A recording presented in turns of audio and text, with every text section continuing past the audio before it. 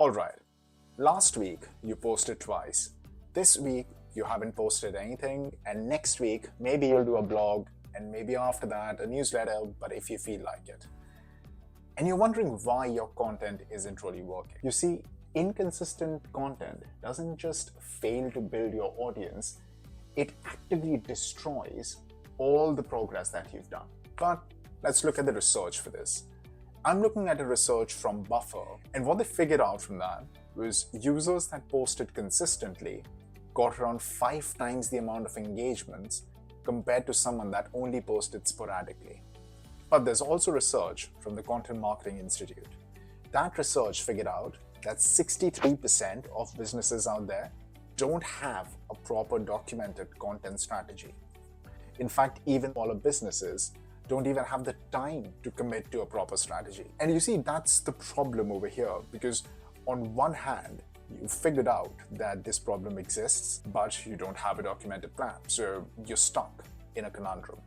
So how does sporadically posting actually damage your brand? Well, the Edinburgh Bars Institute, the world's leading marketing science research center, found that businesses that stop posting after 3 to 4 months see a 50% drop in their brand recall values. If you're wondering what brand recall is, it's the ability for your prospects to remember you exist. That's what it means in simple terms. By the way, brand recall is a topic for the next video. In fact, to combat this, many business creators out there are using AI to create content. And because of this increased volume, only 20% of these creators are actually seeing any strong signals. So valuable content is getting harder to produce, attention is fragmented, and algorithms are getting pickier. Now, the best way to start fixing this is to have a content strategy in place. Once you have a strategy in mind, then you can focus on all the different content frameworks and content angles that you can pick. So here's what we're looking at. Most businesses usually start with something like this. They will have a blog post in mind, and they will then turn that into a couple of social posts. If that gets any traction, then you are looking at a webinar. And yeah, of course, and then you can turn that webinar recap into a newsletter, send that out, ask more people to watch it. And that's what the usual cycle goes like. What I'm asking you to do is to think a level above this. Because the problem with this structure is it only lives for around 2 to 3 weeks. After that, it fizzles out. And that's also 2 to 3 weeks if you're good enough with spreading it out. So eventually, what I've seen most businesses usually shoot out a blog post, say on day 1. After that, on day 2, 3, and 4, they will shoot out their social posts. So 2, 3, and 4. After that, they will try and schedule a webinar around this thing around day 7 or 8. And then you can turn this into newsletters and other bits of that you're trying to see. So you can have a rewatch value of around 2 weeks on this thing. So around 10 to 15 days. So by the 15 days, so around 2 weeks if you're really good at it, or less than that if you don't know what you're trying to do over here, everything's going to fizzle out. But if you start with a larger strategy in place, I don't have a problem with this pattern. I have a problem when people just start with this and end with this. Here's what I'd recommend. Before you start getting into any of these topics, take a step back. Look at what research you can do and try and also dig into your own purpose. When you do this kind of exercise, it basically gives you all the objections in place. This tells you why your people would hesitate to work with you. What is the main contradiction that they have when it comes to working with you or your brand? And then you can also figure out what problems you actually solve. Now, if you're digging onto the purpose filter, if your purpose is really strong, you will already know what problems you're trying to solve and why they're so important to you. So this gives you what and why. The stronger your why is, the easily they will translate to your goals. Your goals are to tell the prospect of what their future looks like. So this is futuristic. This is where you're painting the picture of what will happen if they decide to work with you. So after this is when you go into your structure. So you turn that into blogs or a series of blogs. I love to do a 3-part series of blogs if it's a very fleshed out topic. You can literally talk about a problem, the next blog you can talk about opinions, and the third blog you talk about solutions, and you flesh that out. All of these blogs will give you different social posts. Now, social posts these days have taken different forms. You can either do it on LinkedIn, you can do it on YouTube, you can either do it on Instagram or TikTok as well. After that, you feed this into long form content. If webinars are not your preferred choice, you can always decide to go live with your audience. It's more chaotic, but it definitely works. It positions you as an authentic force in the industry. And after all of this is done, what you want to try and do is try and get some form of lead capture. You want to make sure you're able to contact all these people that are interacting with your posts and different forms. So newsletters are my favorite way of doing this. The only reason I say this is because you have control over how you try and nurture your audience. You can educate them on a topic really well if you go by this structure. Most people, if they just go by this, fizzle out in 2 weeks. When you stick to this, you can easily fill a quarter, which is 3 months of content. And after 3 months, you can reassess what worked out of all of this, and you can take different angles to fuel the next, say, 3 quarters that are left. So you've got a year's worth of content if you follow this kind of structure. Now, talking about structure, I also want to help you around with, once you figure this out, how do you write these things? My favorite structure is usually divided into 3 different types. So you've got small blogs and social posts. I'm trying to follow what, so what, and now what structure. In this, what you do is you introduce the topic or opinion, what you want to talk about. You then explain why this matters, why you're talking about it, and then you leave the person with next steps.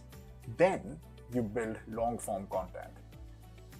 One of the easiest structures out there is problem, solution, benefit.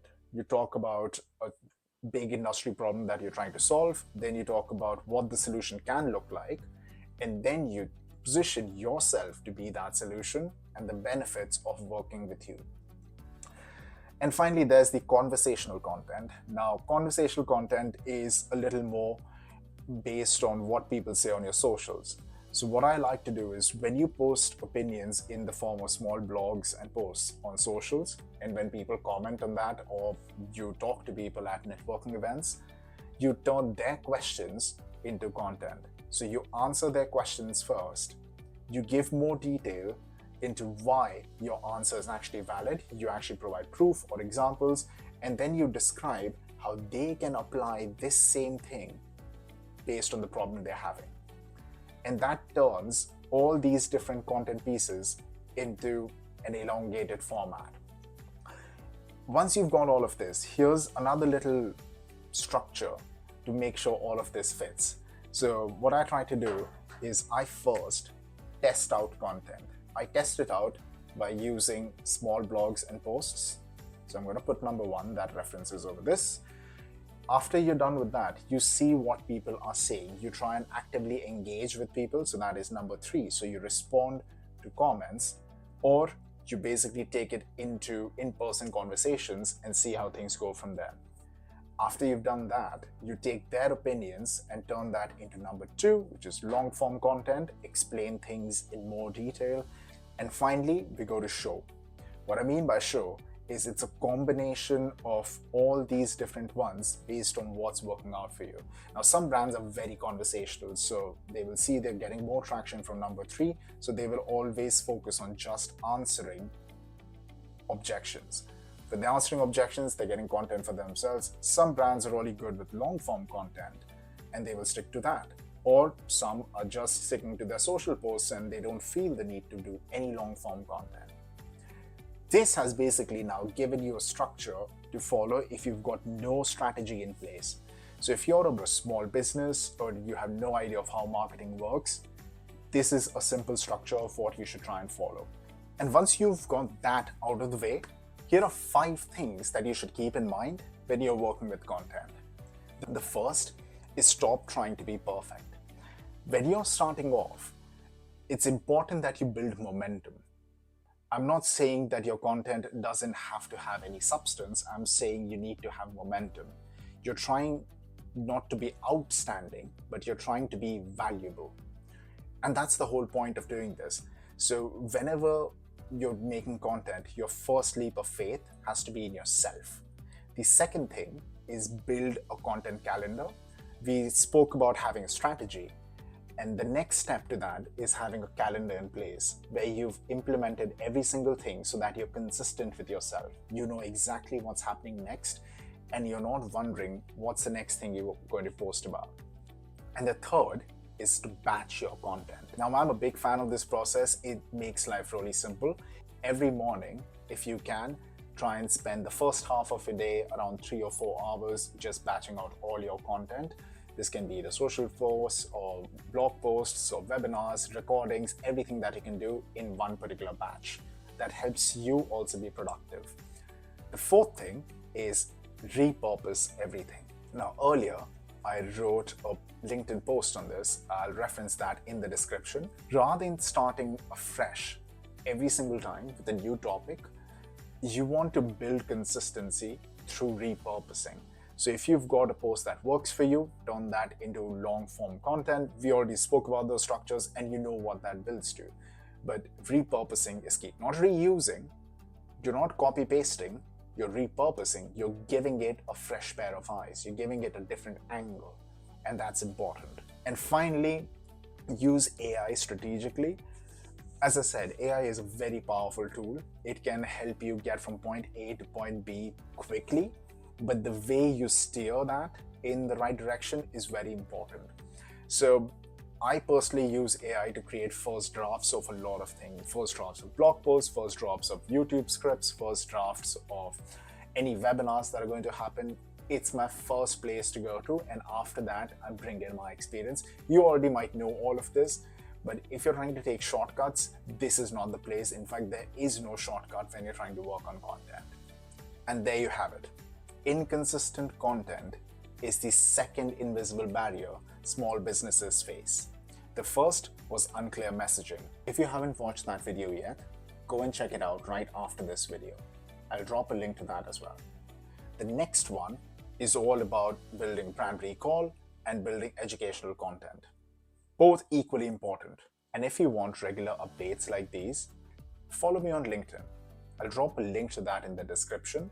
And while you're at it, please like this video, subscribe to my channel, and hit the bell icon. You'll get notified anytime I upload a video.